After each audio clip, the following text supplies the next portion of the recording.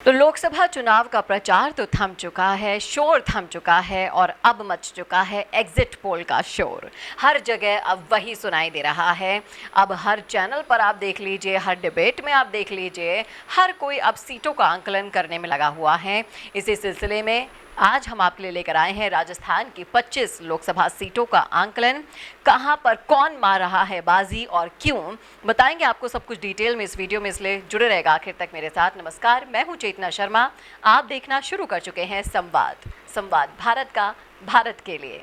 तो 25 लोकसभा सीटों की शुरुआत करते हैं हम सबसे पहले चूरू लोकसभा सीट से, जो कि काफ़ी दिलचस्प रही थी। यहाँ की जो राजनीतिक घटनाक्रम हुए थे, राहुल कसवा के कारण ये सीट काफ़ी हॉट सीट बनी रही। और जब उन्होंने बीजेपी छोड़कर कांग्रेस ज्वाइन की और इसी बीच मोदी जी का आना और इस सीट को किसके पाले में जाता हुआ दिखाई दे रहे हैं, वो है कांग्रेस।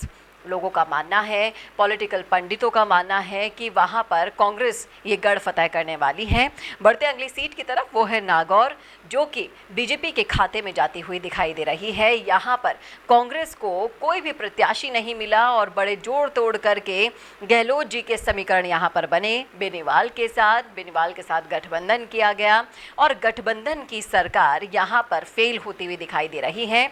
बीजेपी यहाँ पर बढ़त देती हुई दिखाई दे रही है।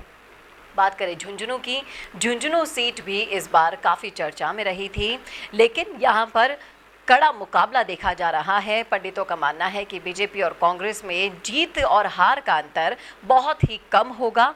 बढ़ते हैं अगली सीट की तरफ, वो है करौली। करौली में बीजेपी लीड ले रही है। टोंक में भी मामला काफ़ी दिलचस्प चल रहा है।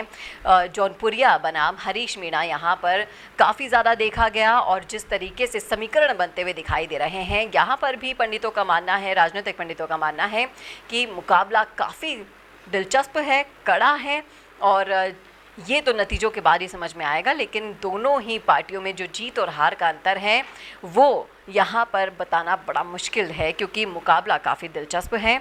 बात करें सीकर की, सीकर में बीजेपी लीड ले रही है, जोधपुर में भी बीजेपी लीड ले रही है। बाड़मेर की बात करें तो बाड़मेर के त्रिकोणीय समीकरण जिस हालातों में आपके सामने हैं, जिस हालातों में बने रहे हमारे सामने, उन सब को देखते हुए बाड़मेर के समीकरण रविंद्र सिंह भाटी के पक्ष में जाते हुए दिखाई दे रहे हैं।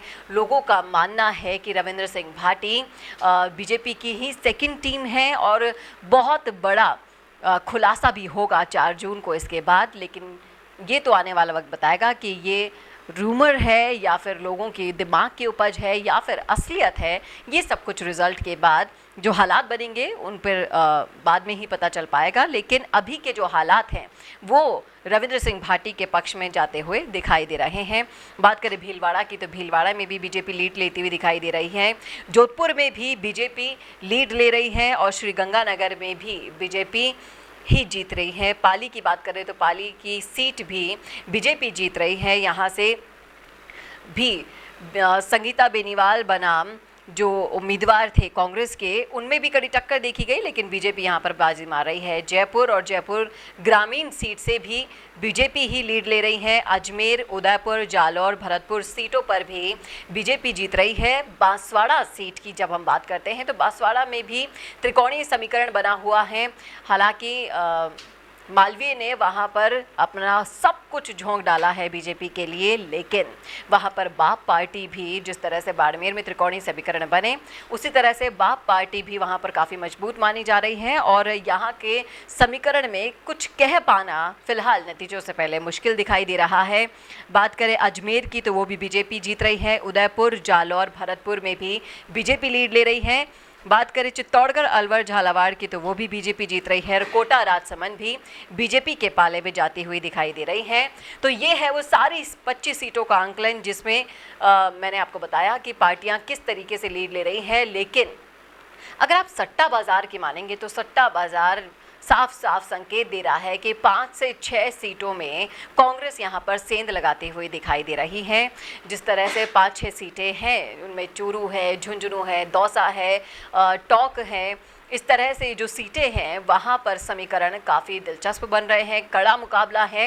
वहाँ पर जीत पाना इस बार बीजेपी के लिए भी खांडे की धार होगी और जो बीजेपी का मिशन 25 है उसमें हैट्रिक लग पाना भी इस बार थोड़ा मुश्किल दिखाई दे रहा है। लेकिन ये मुश्किल है, मुमकिन है, नामुमकिन है, ये अभी कहना जल्दबाजी होगी। 4 जून का इंतज़ार हम सभी को करना होगा। बहुत ही कम समय बचा है 4 जून को आने में और वो रिज़ल्ट जिस तरीके से हमारे सामने होंगे और नतीजे जिस तरीके से हमारे सामने होंगे वो सब इन सारी अटकलों पर विराम लगाने के लिए काफ़ी होंगे। आपकी क्या राय है इन सीटों पर?